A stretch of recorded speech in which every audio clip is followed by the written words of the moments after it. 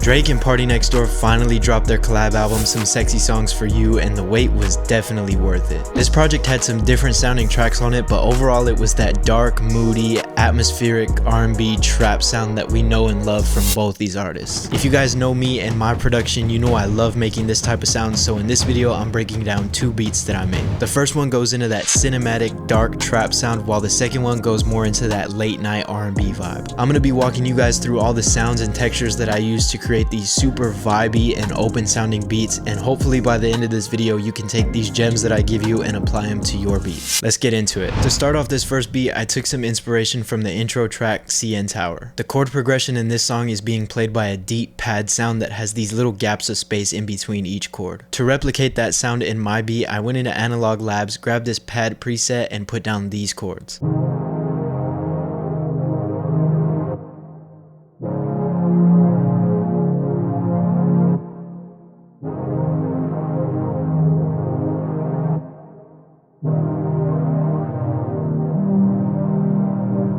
To add some high end to the progression and just really thicken out the sound, I went into Polymax and copied over the exact same pattern to this synth pad sound and just pitched it up an octave.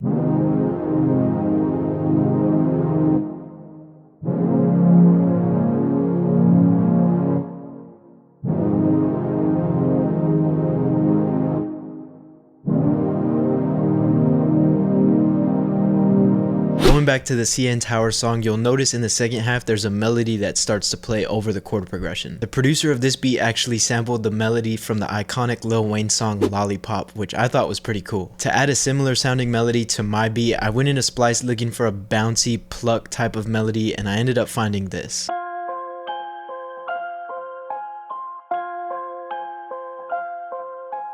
I dragged that into FL, slowed it down to the tempo of my beat, and put these effects on it to shape it into sounding like this.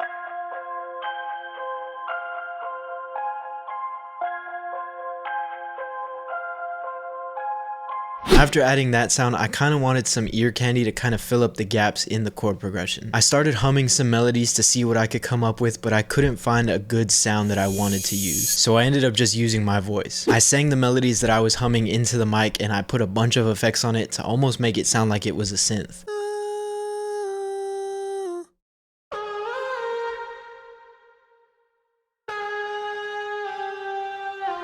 Once I had that sound, the last thing I wanted to add was a synth bass. For my beat, I wanted a deep sub bass that filled up the low end of the chord progression, but I also wanted some attack to this bass. So I ended up layering two different bass sounds. For the attack bass, I went into Analog Labs and found this sound.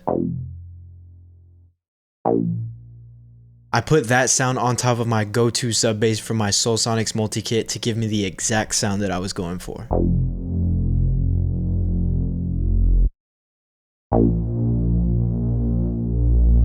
Putting all of those sounds together gets me the full melody that I used for beat 1.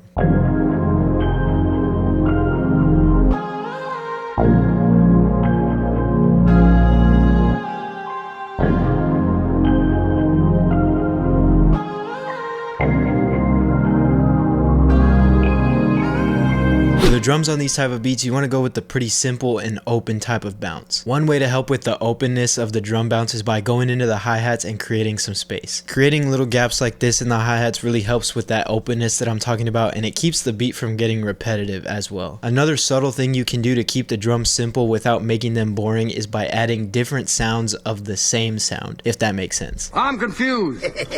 Like the hi-hat is one sound, but if you add 3 different hi-hat sounds, it helps add to the bounce and keeps things interesting. If that doesn't really make sense, see if you can hear the difference between this and now this. Subtle things like that really just help keep it simple, like I said, without making it super boring. And then of course just a simple trap kick pattern and a rim on every third beat. With those drums underneath the melody, you get that cinematic dark trap sound.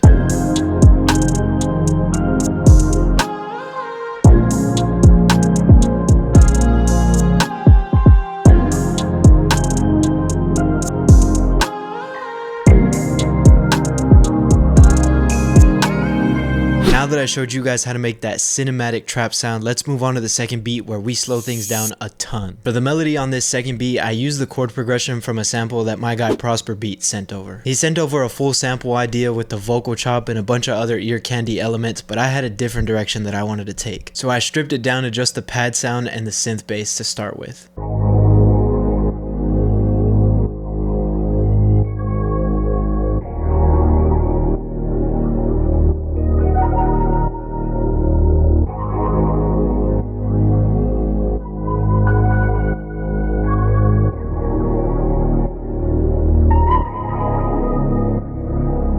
I wanted to give the chord progression like a pumping effect, so what I did was I went into kickstart and I added this half note gate effect, turned the mix down a little bit, and I'll let you guys hear what it does.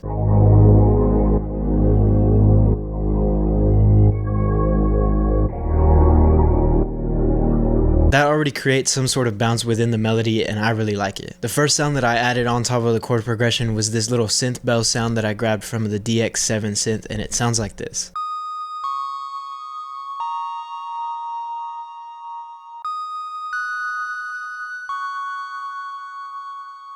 Underneath that, I had this electro piano that I found in Analog Labs, and it's kind of just harmonizing with the bell.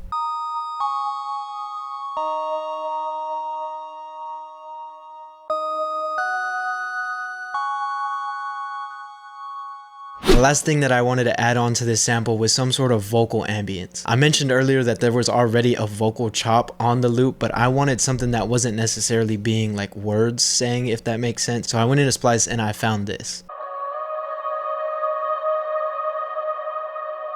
I really liked the way that was sounding, but it wasn't fitting well with all the other sounds that I had already had. I put these effects on it to help it sit nicely with the other sounds, and I also routed it to the same gate plugin that's on the chord progression, giving it that pumping effect.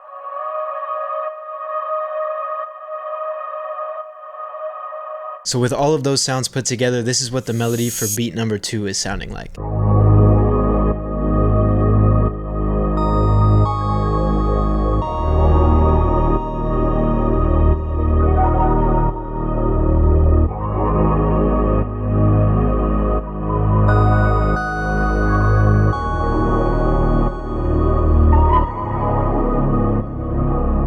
To come up with the drums for this beat, I went back into the album and referenced the song Somebody Loves Me. You can hear that there's not very many different sounds going on in the drums, but it still sounds pretty full and kind of chaotic, especially in the hi-hats. The one thing that helped me achieve this simple but chaotic drum sound in my beat was the use of delay. Starting with the hi-hat, I had originally come up with just this simple 2-step pattern with some rolls here and there.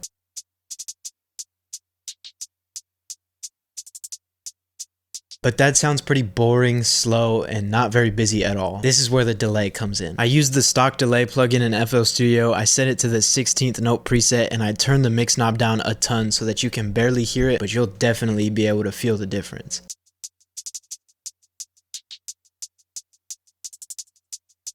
For the snare, I have it hitting on every third beat of each bar, and while I was making the beat, I had a happy accident and deleted the first snare hit of every 4 bars. It sounded crazy though, so I left it alone. And then I tacked on this snare roll that plays every 4 bars. I changed the velocity down here and also messed with some of the panning. This also kind of gives that delay feel, and I thought it sounded pretty good. Underneath that, I have this muffled accent snare that's just filling up some gaps and adding to the bounce. Again, messing with the delay and some of the panning on these notes. The last element to the drums on this beat were the kick and 808. I originally had came up with this kick pattern right here.